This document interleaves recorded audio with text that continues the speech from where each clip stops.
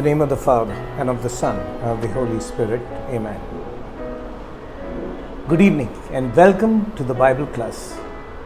It is such a privilege to do Bible class, and I'm grateful to God for it. As usual, it's Wednesday, and having prayed to the Holy Spirit, we are now ready for the Bible class. Today, we will study chapter 18 of the Gospel of John. In today's class, we will study why Judas was needed to betray Jesus so that the authorities could arrest him in a quiet place which Jesus frequented. 2. Why the soldiers fell backwards when Jesus identified himself when they came to arrest him. 3. Why and how Peter denied Jesus. 4. We will study Peter and his motives and evaluate his actions and see if he was a hero or a coward. 5. The illegal trial that took place at the high priest's place was a personal vendetta as well. 6. We will see why Pilate was vacillating between condemning and releasing Jesus.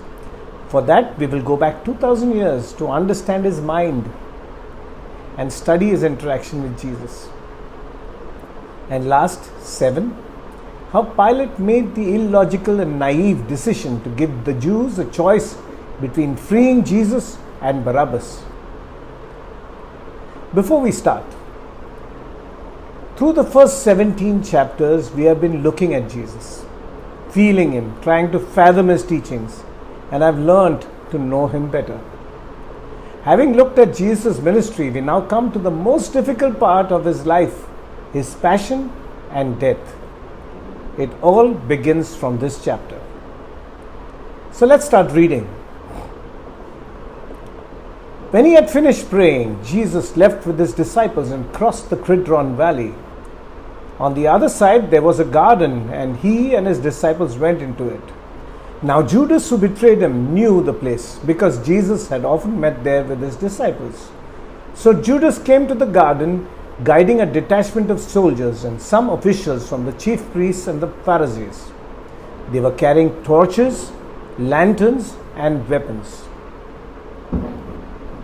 You see, Jesus had just finished the last meal and had finished his rather long speech. Now he and his apostles left the upper room. They were headed for the Garden of Gethsemane on the slopes of the Mount of Olives. You can see it on the screen. For that, they would have to go down from Jerusalem into the valley of Kidron that lay on the east of the temple, and then go up the Mount of Olives to that garden.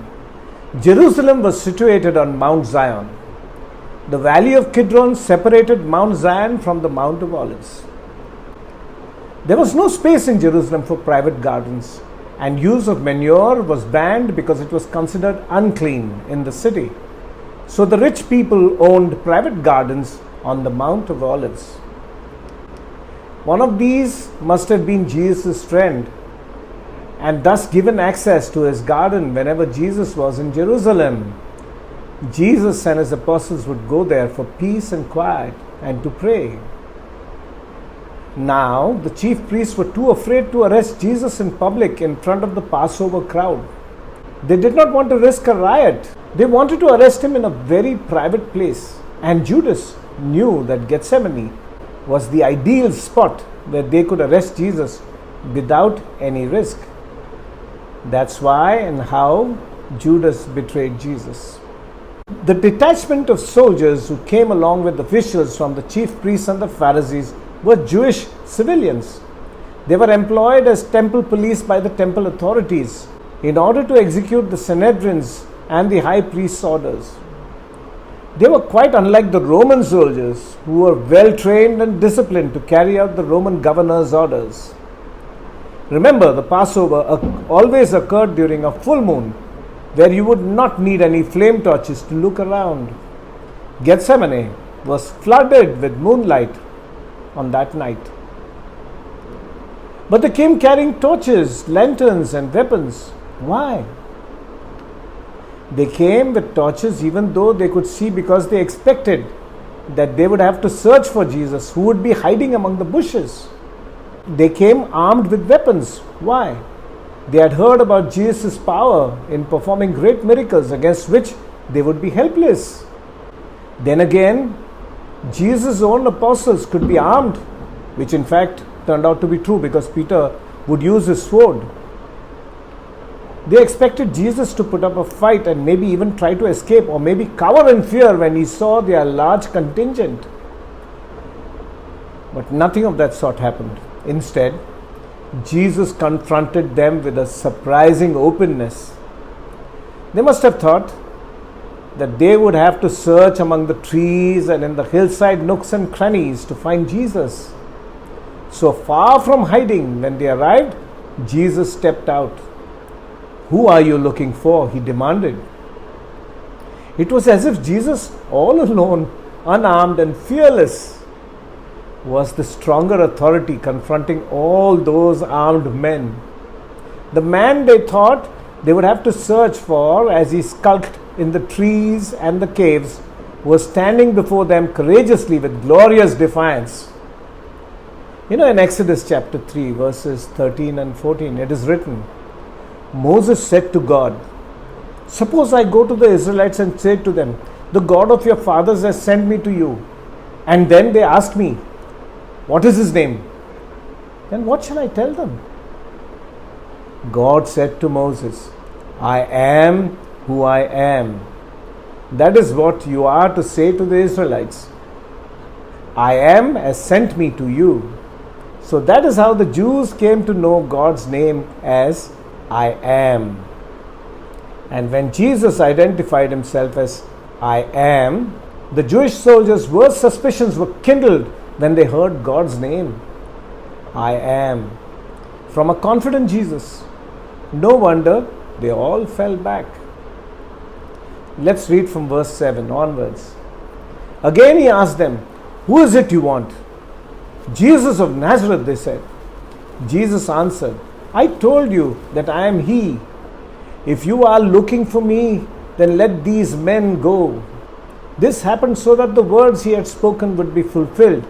"I have not lost one of those you gave me." See, Jesus knew that if he wanted to have fruits of the glory of the cross, he would have to ensure that the temple police got on with their job of arresting him. God's will had to be done. Jesus would have to drink the cup. So he asked them again whom they were looking for and told them to leave his men alone. Jesus thus displayed his love and care for his apostles when he ensured that none of them would be lost, apart from Judas, of course. We read verse 10 onwards. Then Simon Peter, who had a sword, drew it and struck the high priest's servant, cutting off his right ear. The servant's name was Malchus. Jesus commanded Peter, "Put your sword away. Shall I not drink the cup the Father has given me?" We all think of Peter as impulsive, but spare a thought for the man. He loved Jesus from the very core of his heart. He, one man, drew his sword against hundreds. Peter was soon to deny his master, but at that moment he was prepared to take on hundreds, all alone for the sake of Christ. We may talk of the cowardice and failure of Peter, but we must never forget the sublime courage of this moment. We must reflect here on two very important things. One, Mark 14, Mark 26 and Luke 22 all write about Judas kissing Jesus as a sign of betrayal. But John does not, because the earlier three Gospels had already written about it. Anyway, it was a common Middle Eastern way of greeting. Remember, John's Gospel is different than the earlier three Synoptic Gospels. Secondly, all four Gospels write about cutting off the servant's ear. Only John tells us that his name was Malchus, and only Luke tells us that he touched the man's ear and healed him. Today, when we try recalling Jesus' last hours, we remember the events described in all the four Gospels collectively. We do not think of individual events from each Gospel. And that is how it should be. The four Gospels give us a holistic picture. Verse 12 onwards. Then the detachment of soldiers with its commander and the Jewish officials arrested Jesus. They bound him, and brought him first to Annas, who was the father-in-law of Caiaphas, the high priest that year. Caiaphas was the one who had advised the Jewish leaders that it would be good if one man died for the people. See, only John tells us that Jesus was brought first of all to Annas, who was a former high priest, who controlled all the business around the temple. Annas bribed the Roman governor to be in his good books. The high priesthood, of course, was not a permanent post. It was time bound, and the Roman governor decided the appointment. But it was Annas who influenced the Romans to choose his successors. After his 4 sons had become high priests, he had ensured that the next high priest would be his son-in-law Caiaphas. Thus, his corruption would go on and on. The animals and doves brought from the market would be disallowed within the temple by its inspectors. So pilgrims had to buy them at black market rates at the temple. All their currencies had to be exchanged by the temple's money changers, who would fleece the pilgrims. When Jesus had cleansed the temple twice during 2 different Passovers, Annas had lost a lot of money because Jesus had driven all his business out of the temple. Jesus did not want the poor pilgrims to be looted. He did not want his father's house to be turned into a den of robbers. Now, Annas was seething with rage and wanted the captured man from Galilee to be brought to him first. He wanted his revenge. After this, Jesus was taken to Caiaphas, the high priest at that time. We read the next part. Peter's first denial. Simon Peter and another disciple were following Jesus. But this disciple was known to the high priest. He went with Jesus into the high priest's courtyard, but Peter had to wait outside at the door. The other disciple, who was known to the high priest, came back, spoke to the servant girl on duty there, and brought Peter in. This another disciple is none other than John, our gospel writer. You can see here that John used his influence to get Peter inside the high priest's courtyard. You see, John's father Zebedee was a wealthy man. You can read that in Mark chapter 1 verse 20. He supplied fish all the way from the Sea of Galilee to markets in Jerusalem, and probably even to the high priest's household. Thus, John was a known face there. So verse 17 onwards. You aren't one of this man's disciples too, are you? She asked Peter, the servant girl. He replied, I am not. It was cold, and the servants and officials stood around a fire that they had made to keep warm. Peter was also standing with them, warming himself.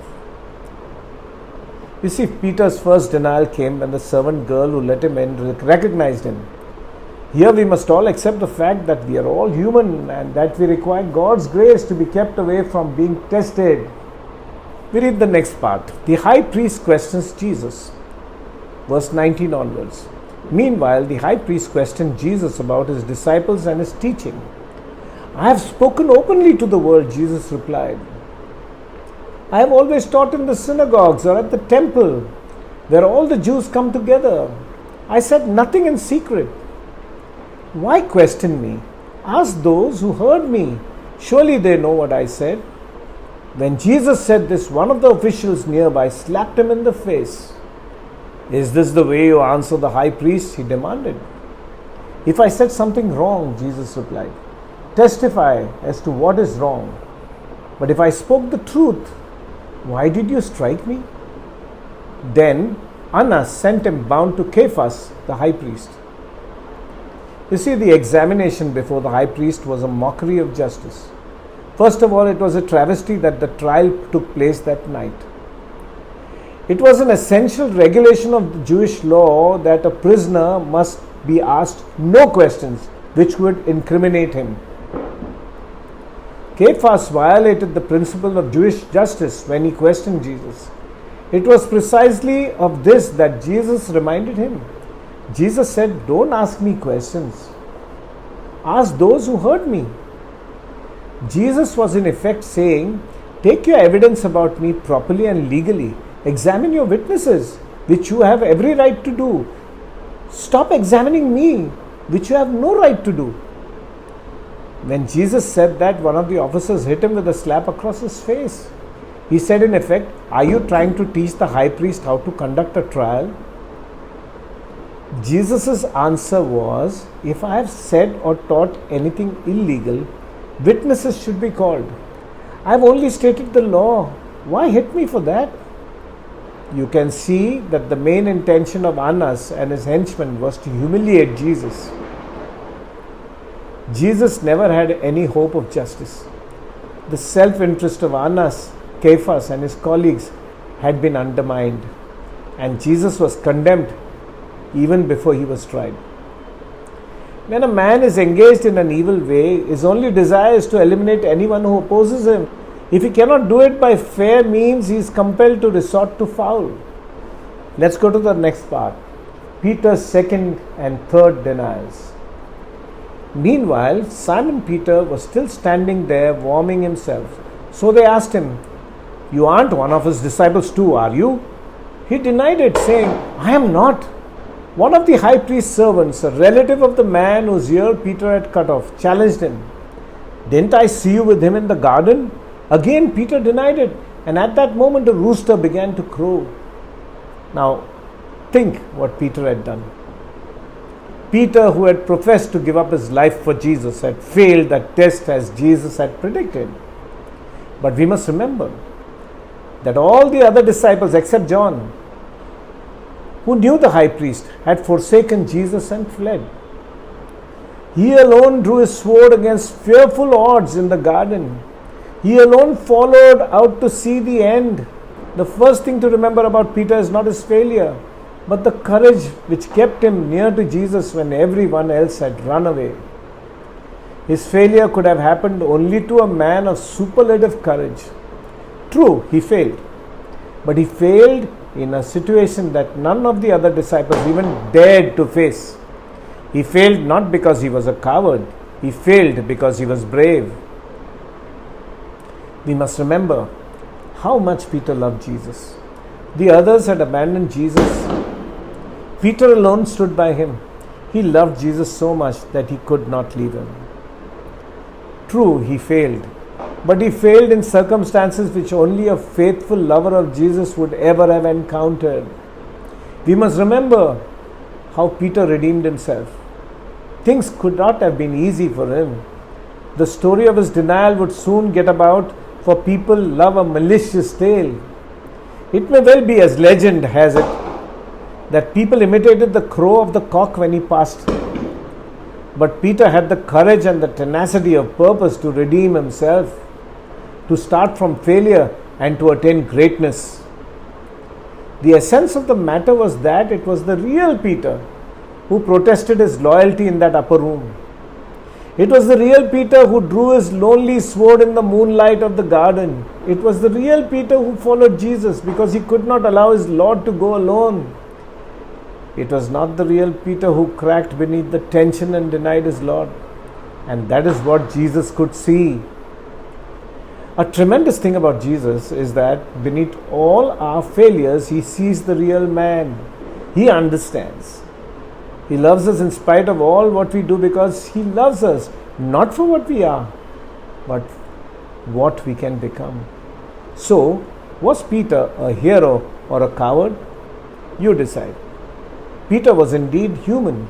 Of course, that would all change once the Holy Spirit came down upon him at Pentecost. We go to the last part. Jesus before Pilate. Before we enter into this last part, I think we'll have to look at the history of Pilate. Pilate knew that the charges of the Jews were a series of lies.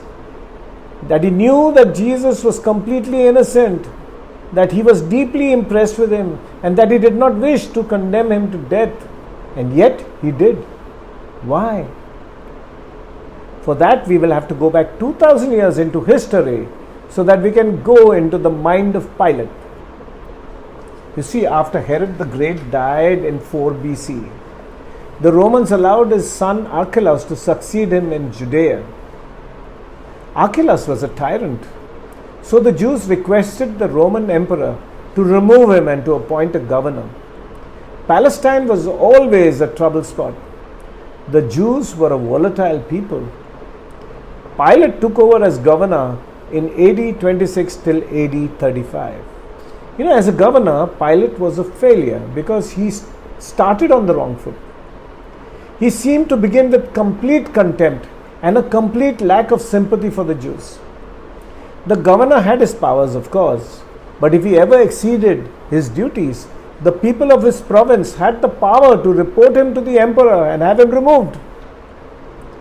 On his first visit to Jerusalem, his soldiers carried standards, which were symbols of Roman honor. You can see it on the screen. Standards are long poles with a little metal bust of the reigning emperor. The emperor was regarded as a god, and to the Jew, that little bust on the standards was a graven image. All previous Roman governors, out of respect for the religious beliefs and sentiment of the Jews, had removed that image before they entered the city. But Pilate refused to do so. The Jews pleaded him to do so. Pilate refused. He would not pander to the superstitions of the Jews. He went back to Caesarea. The Jews followed him there. They dogged his footsteps for 5 days. They were humble but determined in their requests. Finally, he told them to meet him in the amphitheater. He surrounded them with armed soldiers and informed them that if they did not stop their requests, they would be killed there and then. The Jews bared their necks and told the soldiers that they'd rather die. Not even Pilate could massacre defenseless men like that. Pilate had lost to the Jews and was compelled to agree that the images should thereafter be removed from the standards. That was how Pilate began, and it was a bad beginning. Then, some years later, Pilate wanted to genuinely solve Jerusalem's water problem. Remember, Jerusalem had no river. Pilate determined to build an aqueduct that was much needed for the city. It was a worthy and great undertaking. The water supply would even be of great benefit to the temple, which needed much cleansing of the altar with its continual sacrifice of animals. But building it would need money. Pilate thought that he was doing the Jews a favor, so the money had to come from them. So he raided the temple treasury. This enraged the Jews. They rioted and surged through the streets. Pilate mingled his soldiers with them in plain clothes, with concealed weapons. At a given signal, they attacked the mob, and many a Jew was clubbed or stabbed to death. Once again, Pilate was unpopular, and he was rendered liable to be reported to the emperor. Now, Pilate was truly afraid of offending the Jews ever again for fear that he might lose his job and, even worse, be punished by Caesar. The Jews knew this, and that is why they succeeded in blackmailing him into crucifying Jesus. So let's read the next part. It will make more sense now. Jesus before Pilate, verse 28 onwards. Then the Jewish leaders took Jesus from Caiaphas to the palace of the Roman governor. By now it was early morning, and to avoid ceremonial uncleanness, they did not enter the palace because they wanted to be able to eat the Passover. So Pilate came out to them and asked, "What charges are you bringing against this man?" For the Jew, to visit a Gentile or a Roman home was to become unclean. See the audacity of the Jews to consider the Romans as unclean even though they were under Roman rule and lived at their mercy. See how the mistakes from Pilate's past made him suffer and bear up with the bigotry of the Jews. He must have hated the Jews even more for taking advantage of his predicaments. So, when Pilate came out to them, it was not as if he respected Jewish sentiments. He just could not overcome his hatred for them, and he was helpless. He asked them, "What charges are you bringing against this man?" We read from verse 30. "If he were not a criminal," they replied, "we would not have handed him over to you." Pilate said, "Take him yourselves and judge him by your own law." "But we have no right to execute anyone," they objected. This took place to fulfill what Jesus had said about the kind of death he was going to die. Pilate did not care for Jewish and Pharisaic religious rules. Their rules actually confused him. All he wanted to know if the person brought before him was accused of a criminal charge or on charges of treason, that is, if the person had claimed to refuse the kingship of Caesar. The Romans had given the Sanhedrin all powers to punish their Jewish people for religious transgressions. The only thing the Jews could not do was to condemn anyone with the death penalty. Now you might ask, then why was Stephen stoned to death? Well, in the case of Stephen, the Jews did take the law into their own hands, but legally they had no right to inflict the death penalty on anyone. But Jesus was extremely well known. If the chief priests harmed Jesus, there could be a riot in the city, and then Pilate would be very severe on them. So this time they did not dare take the law into their own hands. Pilate knew that they had brought Jesus to him only because they wanted to kill him. And that too on the cross. Crucifixion was a special Roman punishment. It was the worst form of punishment.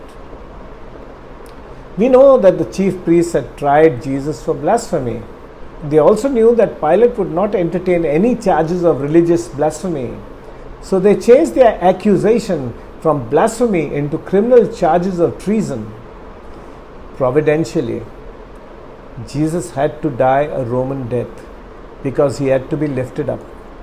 His glory lay on that cross. We'll read verse 33 to 35. Then Pilate went back inside the palace, summoned Jesus and asked him, "Are you the king of the Jews?" "Is that your own idea?" Jesus asked. "Or did others talk to you about me?" "Am I a Jew?" Pilate replied. "Your own people and chief priests handed you over to me. What is it that you have done?" See, all Pilate wanted to know if Jesus was calling himself king, because if he did, then Caesar could be furious that he had a competitor in Jerusalem, and thus Pilate's job as governor would be in jeopardy. To that, Jesus asked a counter question that seemed to suggest that it was the chief priests who were saying that Jesus was the king. You can sense Pilate's contempt and hatred for the Jews when he asked, "Am I a Jew? How do you expect me to know anything about Jewish affairs?" He was too proud to involve himself in what he regarded as Jewish squabbles and superstitions. And that pride was exactly what made him a bad governor. No one can govern a people if he makes no attempt to understand them and to enter into their thoughts and minds. Verse 36 and 37. Jesus said, "My kingdom is not of this world. If it were, my servants would fight to prevent my arrest by the Jewish leaders. But now, my kingdom is from another place." "You are a king then?"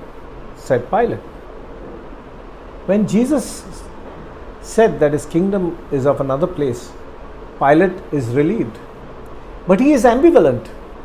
He sees that Jesus is innocent of the charge of treason. Yet, he is a bit disappointed that he cannot appease the Jews into silence. That is why Pilate says, "You are a king then." I'll read verse 37 again onwards. "You are a king then?" said Pilate. Jesus answered, "You say that I am a king. In fact, the reason I was born and came into the world is to testify to the truth. Everyone on the side of truth listens to me." Jesus senses that Pilate is playing both sides and wants to also appease the Jewish mob. So he explains that he came into the world to testify to the truth, but only those who are on the side of truth will listen to him. "What is truth?" Pilate retorted. With this, he went out again to the Jews gathered and said, "I find no basis for a charge against him." You see, Pilate's mind is racing. The Jews have woken him up early morning and have brought in an innocent man to condemn to death. Pilate is in a dilemma. He is either too impatient or too disinterested in listening to the answer to his own remarkable question of what is the truth. How we wish Pilate had waited to listen to Jesus' answer. Yet Pilate did not wait. He went out abruptly to address the Jews and tell them that Jesus seemed innocent. We read the last two verses of this chapter. "But it is your custom for me to release to you one prisoner at the time of the Passover. Do you want me to release the king of the Jews?" They shouted back, "No, not him. Give us Barabbas." Now Barabbas had taken part in the uprising.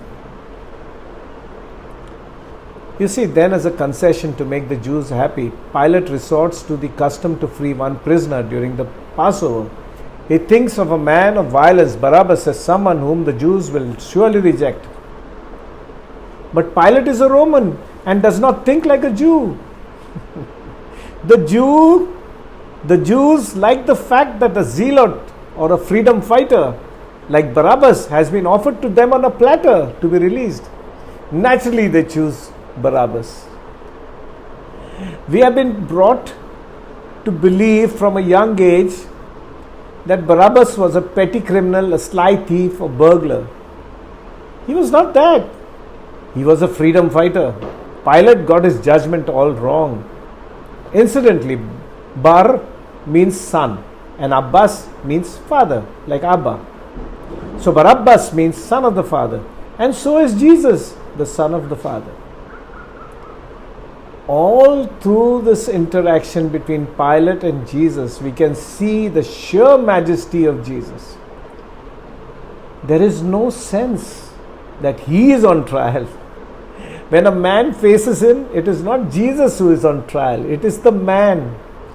Pilate may have treated many Jewish things with arrogant contempt, but he did not so treat Jesus. We cannot help feeling that it is Jesus who is in control and Pilate who is bewildered and floundering in a situation which he cannot understand. The majesty of Jesus never shone more radiantly than in the hour when he was on trial before men. And that brings us to the end of chapter 18 of the Gospel of John. We will continue with the Passion of Christ in the next two chapters. So let us summarize. In today's class, we studied why Judas was needed to betray Jesus so that the authorities could arrest him in a quiet place which Jesus frequented. 2. Why the soldiers fell backwards when Jesus identified himself when they came to arrest him. 3. Why and how Peter denied Jesus. 4. Peter's motives and subsequent actions to determine if he was a hero or a coward. 5. The illegal trial that took place at the high priest's place, that was a personal vendetta as well. 6. Why Pilate was vacillating between condemning and releasing Jesus. For that, we went back 2000 years to understand his mind and study his interaction with Jesus. And last, 7. How Pilate made the illogical and naive decision to give the Jews a choice between freeing Jesus and Barabbas. So that's all, folks. That ends our Bible class. Don't forget to like, subscribe, share and comment. Share this on WhatsApp. You forward a lot of messages on WhatsApp. Forward the link to this Bible class as well. God bless. Praise God. In the name of the Father, the Son, and the Holy Spirit. Amen.